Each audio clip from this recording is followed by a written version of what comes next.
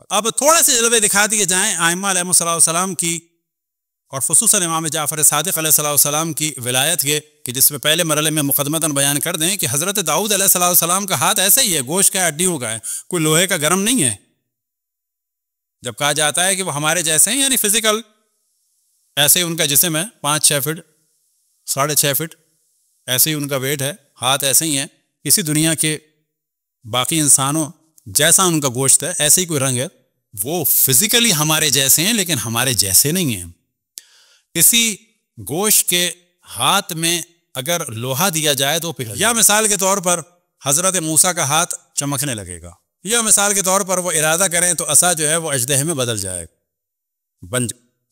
اژدہا بن جائے گی عصا.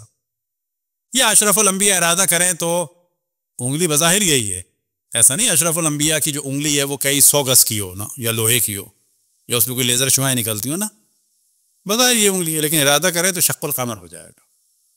وہ ارادہ کریں تو درخت جو ہے وہ اپنی جگہ سے اٹھ گئے. ان پہ اگر شک ہے کوئی نہیں ہے، بس ان کے اوصیہ کے پاس بھی ہے. اچھا جناب آصف ابن برقیہ کے بارے میں شک ہے؟ نہیں، وہاں پر بھی نہیں ہے کہ وہ تخت جناب بلقیس کو پلک جھپکنے سے پہلے لے آئے، وہ شرک ہے؟ نہیں، وہاں نہیں ہے. تو یہاں کیوں شرک ہے؟ بغض اہل بیت.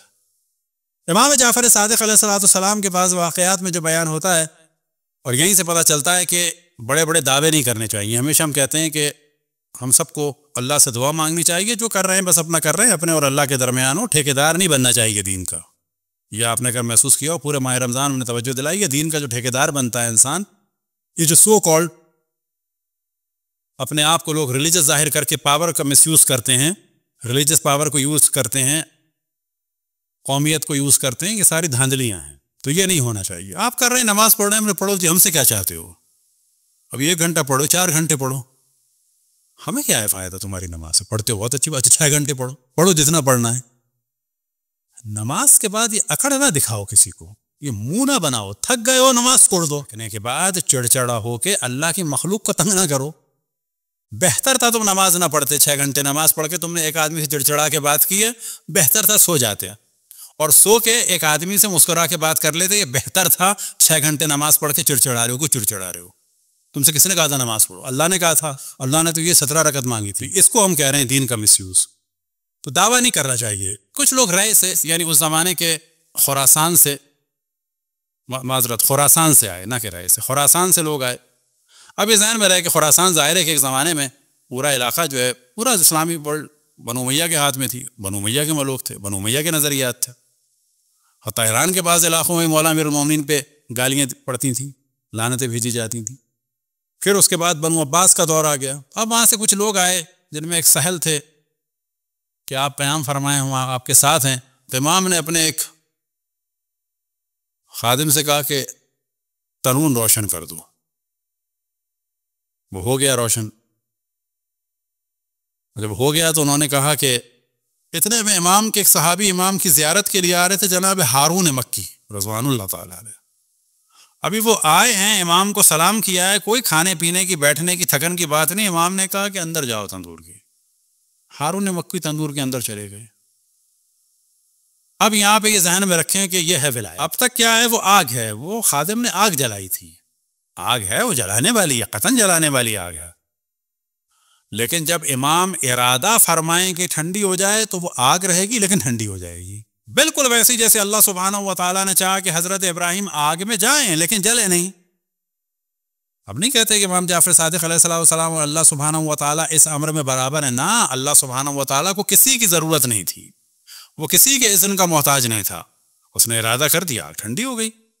ٹھنڈی ہونے سے مراد یہ نہیں ہوئی کہ وہ بجھ گئی، شعلے ہیں لیکن جلا نہیں رہی.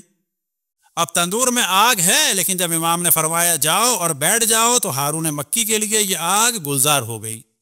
یعنی آگ ہے اور اس کی ماہیت کو امام نے معجزے سے بدل دیا ہے. صلوات پڑھیں بر محمد و آل محمد. جب انبیاء علیہم السلام کو اللہ سبحانہ و تعالیٰ نے معجزہ دیا تو ان کے نائبین کو بھی معجزہ دیا. اور اب یہاں پہ یہی دیکھنا ہوگا کہ جو لوگ اہل بیت کے مقابلے میں آئے، کیا ان میں کوئی بھی کرامت تھی علمی یا کسی بھی قسم کی؟ کسی کا شوق ہے کاش میں مینگنی ہوتا، اونٹ کی، وہ بھی بڑے سائز کی. کسی کا شوق ہے کہ آکاش میں انسانی فضلہ ہوتا. آپ انسانی فضلے کو تو جانتے ہیں نہیں, جو سالڈ نجاست نکلتی ہے. ایک فرماتے ہیں کہ آکاش میں پتا ہوتا اور اونٹ گزرتا اور وہ مجھے کھاتا اور مینگلی بن کے میں نکل جاتا. یہ ان کی معراج ہے. وہ واقعاً بہتر تھا, جناب سیدہ سے بخت سے بہتر تھا مینگنی ہوتے. یعنی اگر ابھی سوال کیا جائے مثلا اونٹ کی مینگنی یا کسی بھی جانور کی نجاست, مینگنی تو نجس نہیں ہے اصل, کسی جانور کی نجاست وہ بہتر ہے یا دشمن رسول اور حال رسول بہتر ہے؟ کون بہتر ہے؟ مینگنی نجس ہے, اللہ نے ہم نے اس کو نجس قرار دیا. کوئی بات نہیں, یہ مینگنی یہ گندگی جہنم میں جائے گا. کسی بھی جانور کی گندگی جہنم میں جائے گی؟ نو. کوئی حساب کتاب ہوگا اس کا؟ کوئی نہیں. بہتر ہے. وہ جانتے تھے اپنے آپ کو کہ اس پروسیجر سے گزر کے جہنم جانے سے بہتر تھا اس پروسیجر سے نکل کے مینگنی بن کے نکل جاتے. اپنے عمل کا حساب تھا ان کو, ایک معرفت تھی اپنی. یہ بھی اچھی بات ہے. اب یہاں پہ کہا جا سکتا ہے بہت صاحب معرفت تھے. صلوات پڑھیں پر محمد و آل محمد. اب ایک صاحب کی معراج کیا تھی؟ فرماتے ہیں کاش میں ایک بکرا ہوتا اور میرا مالک مجھے خوب کھلاتا پلاتا, اور جب مہمان آتا مجھے ذبح کرتا, اور مہمان آتا تو مجھے ذبح کر دیا جاتا. کچھ حصے کا میرا شوربہ بنتا, کچھ کا کباب بنتا, اور وہ مہمان کھا لیتا اور میں فضلہ بن کے نکل جاتا. فضلہ آپ سمجھ گئے کہ یعنی انسانی نجاست کی جس کے لیے خاص ایک ورڈ ہے, ہم نہیں کہہ رہے, وہ بن کے نکل. اب یہاں پہ بعض لوگ کہتے ہیں جی یہ تو ان کا اظہار انکساری تھا. کہا جائے گا یہی تو رونا ہے, انکساری بھی نہیں آتی کرنا. سیکھو اہل بیت سے فصاحت و بلاغت. بابا انکساری ہوتی ہے ڈھنگ سے. دنیا میں یہاں لوگوں سے کہتے ہیں کہ میں آپ کا خادم ہوں, I am your servant, I am your service. کبھی کسی کو دیکھا ہے وہ کسی سے کہتا ہو کہ جی میں آپ کا پیشاب ہوں؟ اتنا صاف ایک دم سے چونک جائیں گے لوگ, یہ کیا کہہ رہے ہیں آپ؟ کہا جائے جی میں انکساری کا اظہار کر رہا ہوں, تو لوگ کہیں گے بابا تم کس دنیا کے کس لٹریچر کے تحت ایسی بات کر رہے ہو بابا؟ کون سا لٹریچر ہے تمہارا؟ کون سی تمہاری لینگویج ہے بابا؟ سلیف کہہ دیتے ہیں, سامنے والے کو ماسٹر کہہ دیتے ہیں, سامنے والے کو سر کہہ دیتے ہیں, اپنے آپ کو سرونٹ کہہ دیتے ہیں. یہ تم نے اپنے آپ کو کیا کہہ دیا؟ بالآخر فصاحت و بلاغت ضروری ہے انکساری کے لیے بھی.